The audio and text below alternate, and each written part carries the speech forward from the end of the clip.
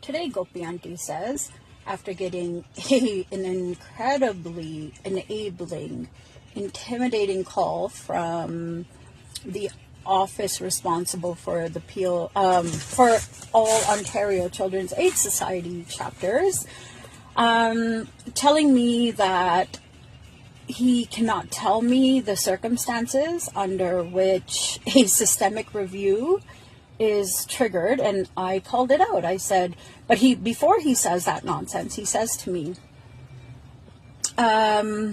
your file does not qualify for a systemic review. Okay, no problem. I said, what does qualify for a systemic review? A child dying? I said, because that's not going to happen here. I said, this is what the PLCAS said, this, that, and the other. And this, that, and the other includes saying that she did her boss a favor, and her lawyer, external representation, even tried to help her, but she is so used to this oppressive stance where the ombudsman does exactly this, and the CFSRB also enabled it, and my lawyer is brilliant, and she says, well, thank you for enabling the CAS's behavior.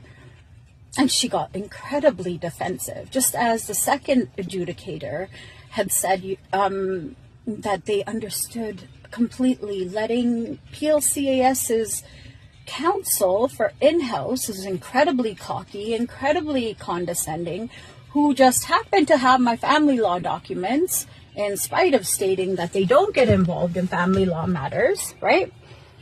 Guys, this contradiction is just nasty. Now, bring this all back to thinking, like, I remember I cried tears of joy last March.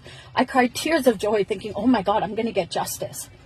Little did I know that the CFSRB, the Child and Family Review Services Board, I didn't even know exists, would basically attempt to silence me. Anyways, now back to the tidbit that I think is going like semi-viral on my YouTube channel, because I am a very well-informed educator. And unfortunately, these people think that they're going to weaponize my mental health, as they've unfortunately done to a lot of other people. So this is also a call out. If you know someone who has been ousted by our employer, it's clear I'm a teacher in Ontario. They'll say privacy, they'll say this and that, in spite of handing my Human Rights Tribunal file over to the board's lawyer, who's at Bay Street. I'm just telling you, I knew they had a thing called a defense fund, but I didn't know it was a defense fund that could be atomic and expose the hell out of them when they are using our union dues to, one, oppress and harm someone. They did nasty, nasty things to me. I haven't even discussed it yet, but two of those folks are sitting at an office in downtown where they shared my information from. And they have internal legal house counsel who played the drag her along game, hoping that they would break me, knowing I was vulnerable, knowing I was getting assessed for ADHD. And this is like so my son is now turning 8. Okay? I've been holding on to this garbage, noticing nepotism, since my son was 1. When I went back and I was ready to fight the fight. This fight is not about clout. This fight is not about X, Y, and Z. It's about say what you mean what you say. Okay? I called them out at an executive meeting where I thought I had power, and I thought, oh, this is so cool.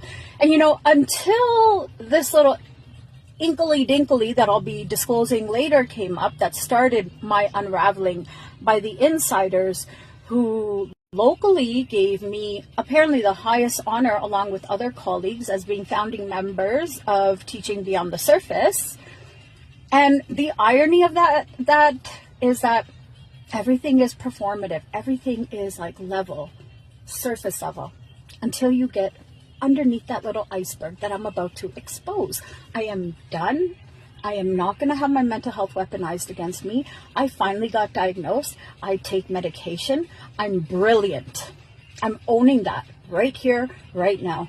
Someone with ADHD has to work twice or 3 times as hard as the average person. Now, when you add something called intersectionality, other things, I know some of you are not into woke folk, when you add those other layers of identity and trauma and harm and silence the institution expects you to keep, in camera, hello, what's that?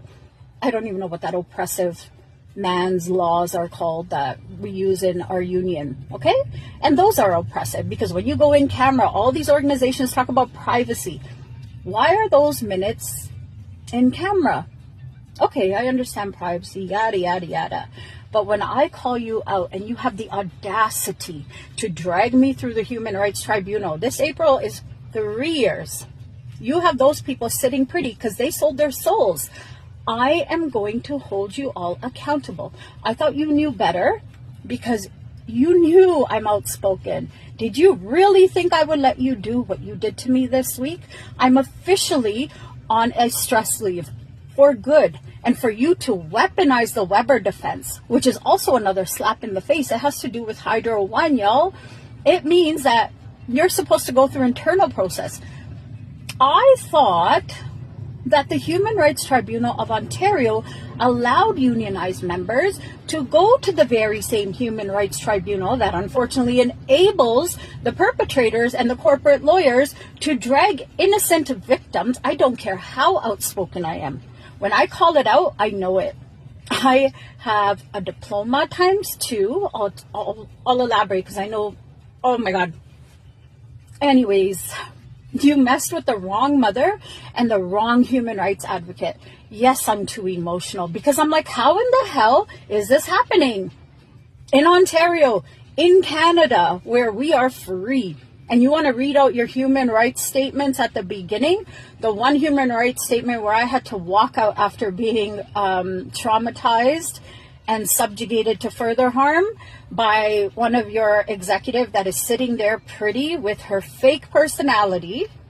You all say one thing behind closed doors and you do another. It is time for all of you to start being exposed. I do not care. You should have done right, but instead you sold my information without my consent after harming me, after breaking me or trying to. You underestimated me. This is what my ex-husband and his brother did. You underestimated my intelligence. You thought, oh, she'll break. She'll break. My sister dying didn't break. You will not break me. I am done. I am done. I am done. Get your little boy from Bay Street to tell WSIB why I will never go back to the same toxic workspaces that used privileged information. Remember when we were in those meetings and you said your employer is X, Y, and Z? Then why in the hell is your team, who I once watched with admiration take on the Ontario government, like scene by scene, and the amount I cried that day? This is personal, y'all. But this is about exposing the BS that I'm being subjected to. The higher up you go, the bigger the excuses. What I heard from the ombudsman yesterday, the garbage around, I cannot disclose what a systemic review entails. Well, guess what? He told me to go talk to an MP or an MPP. I don't care about the difference. I don't script my stuff. Mine is authentic, and that's why people listen. I did go to the MP or the MPP. I don't care about the difference between the political levels. I know illegal when I feel it. I know illegal when I call it. I know gaslighting. I know a whistleblower being harmed. And I also know a whistleblower y'all underestimated. I am done. I was a little bit stressed out last night, but guess what? I have this little thing called the internet where you cannot harm me.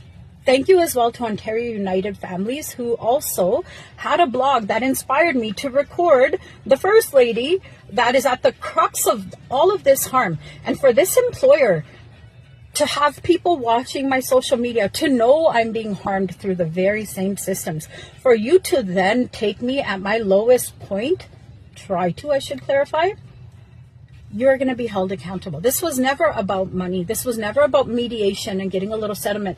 You had a right. You got a demand letter for a small amount. You chose to lie about that same demand letter and say so-and-so will follow up on such and such a date. You did it. Then you got 2, 3, 4, 5, 6 extensions that A victim would never get in these systems, in spite of the in-house legal counsel previously on a Ontario CAS chapter telling me that the day of the hearing, POCAS can cancel an emergency.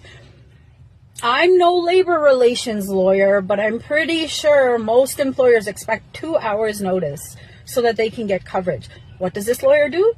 She is able to cancel due to personal family reasons. And I said to the adjudicator, I said, would you give me the same courtesy, or my lawyer the same courtesy? She's like, yes, we would.